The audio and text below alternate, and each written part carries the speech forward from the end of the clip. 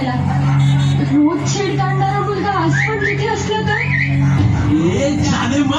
कसली भारी दिसेल का? रुपये आला कुणी आहे का इथे? Please help, please. हा भाग नाही हो, इथे कोणी पण तुझ्या मदतीला येणार नाही. आयटम सगळ्याच्या सगळे बहिणी झालेत का? वाचवा कुणीतरी. फक्त खिडक्या बघून तमाशा काय बघताय? हे खिडकीतून वाकून बघणारे जर तुला वाचवायला आले असते ना तर ह्या देशात कधी बलात्कारच झाले नसते. तुझा हात माझ्या अंगाला लागण्यापेक्षा मी जीव देईन.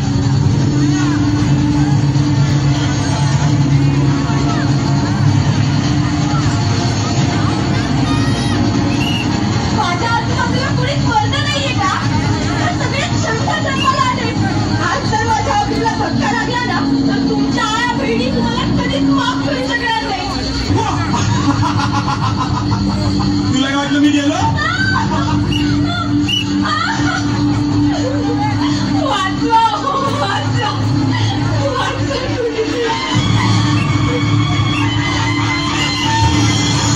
जगदंब जगदंब, दिल्लीचे तख्त राखणाऱ्या महाराष्ट्रातून हा कसला आवाज? आज जर तुम्ही माझी अब्रू वाचवायला आले नसतात ना तर माझं काही खरं नव्हतं. शरम वाटते, शरम वाटते.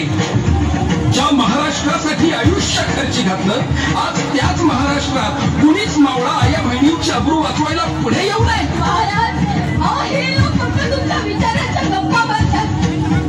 म्हणूनच आता तुमच्याकडून अपेक्षा आहे, वाचवा माझी अब्रू. मी कुठे कुठे आणि कधीपर्यंत धावून येणार आहे?